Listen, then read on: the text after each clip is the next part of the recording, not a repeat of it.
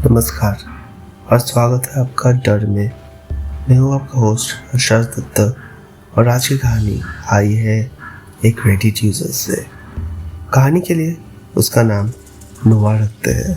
नोआ ने भेजी है एक ऐसी सच्ची घटना जो शायद सिर्फ एक घर की कहानी लगती है, लेकिन उस घर में कुछ ऐसा था, कुछ जो अब भी वहाँ है। लाइट्स बंद कर लीजिए और ध्यान से सुनिए, क्योंकि आज की कहानी है द की होल। बचपन में नोआ का परिवार बहुत जगह बदलता रहता था। उनके पापा हर साल नई नौकरी करते और जहाँ काम मिलता वही नया घर। ऐसे ही एक बार उन्हें एक सस्ता घर मिला, 2 कमरे और एक बाथरूम वाला छोटा सा घर। $300 महीने का किराया। घर पुराना था और एरिया भी कुछ खास नहीं। मालिक ने बस इतना कहा, मुझे बताना जरूरी है कि पिछले 5 साल में यहाँ किसी की मौत हुई थी। पर सस्ता सौदा देखकर पिताजी ने सोच लिया, क्या फर्क पड़ता है, मरना तो सबको है। घर में शिफ्ट होने के कुछ ही दिन बाद अजीब चीजें होने लगी। रात में अलमारी अपने आप खुलती, बाथरूम का नल अपने आप चल पड़ता और खुद बंद हो जाता, जैसे घर में कोई और भी रह रहा हो। पर कुछ नुकसान नहीं हो रहा था, इसलिए सबने नज़रअंदाज कर दिया।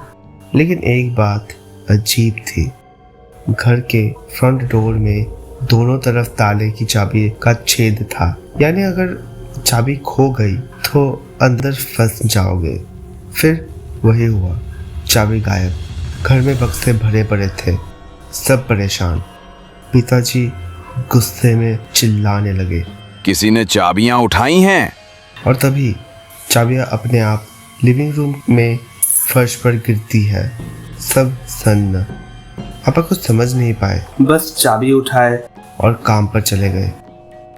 आने वाले महीनों में वही चाबियां केंद्र बन गई। हर रात वे गायब होते, सुबह किसी अजीब जगह मिलती। कभी टीवी के ऊपर रखे बाउल से, कभी बंद बक्सों के अंदर। ऐसा लगा जैसे कोई मजाक कर रहा हो। लेकिन असली डर तब शुरू हुआ जब रात 2 या 3 बजे के बीच भारी कदमों की आवाज़ आने लगी, जैसे कोई गलियारे में चक्कर लगा रहा हो। एक रात नोआ, जो उस वक्त 8 साल का था, गुस्से में चिल्लाया, अब बस करो, मुझे सोने दो। कुछ पल की खामोशी, फिर लगा जैसे कोई भागते हुए दरवाजे की तरफ आया और 3 जोरदार दस्तक दी। उसकी चीख सुनकर पिताजी दौड़ते हुए आए। बच्चा डर से कांप रहा था और उसे इतना डर लगा कि उसका शरीर ही जवाब दे गया। वो रोते हुए बाथरूम भागा और उस रात उसने अपने पापा से बस इतना कहा, पापा, वो चीज मुझसे नाराज है। पिताजी ने उसे सीने से लगा लिया। डरो मत, जब मैं हूं कुछ नहीं होगा। पर वो गलत थे। एक हफ्ते बाद पिताजी की गर्लफ्रेंड भी वही रहने लगी थी। उस रात उनका आपस में हल्का झगड़ा हुआ। दोनों सो गए, लेकिन करीब 3 बजे वो औरत चीखती हुई बिस्तर से घसीटी गई।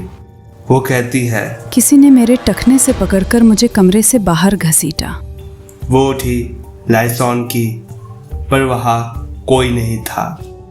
उस रात के बाद पिताजी ने बेटे को आंटी के घर भेज दिया और कुछ हफ्ते बाद जब वो घर खाली कर रहे थे, हर मदद करने वाले ने कहा, हमने एक छोटा सफेद कुत्ता देखा अंदर चलते हुए। लेकिन उस घर में कोई जानवर था ही नहीं। वो घर आज भी वही है। कभी कभी नोआ सोचता है, क्या अब भी कोई वहां है? नोआ ने हमें एक बोनस स्टोरी भी भेजी थी। उस घर में एक योगा बॉल भी था। वो अपने सौतेले माँ के साथ खेल रहा था। हॉलवे में बॉल आगे पीछे फेंक रहे थे। अचानक बॉल बीच में रुक गई, हवा में ठहर गई और फिर धीरे धीरे वापस उसकी तरफ आ गई। वो बच्चा मुस्कुरा रहा था, लेकिन उस औरत के चेहरे से खून उतर आया। अगर आपको ये कहानी पसंद आई तो डर को स्पॉटिफाई पर फॉलो करें और यूट्यूब पर डर को सब्सक्राइब कीजिए और हमें बताइए क्या आपने कभी ऐसा घर देखा है जहाँ कुछ अनदेखा अब भी मौजूद हो। मैं हूँ आपका होस्ट हर्षराज दत्त। फिर मिलेंगे एक और डरावनी कहानी के साथ। तब तक लाइट्स ऑन रखिएगा या शायद ऑफ ही रहने दीजिए क्योंकि वो यह अब भी है।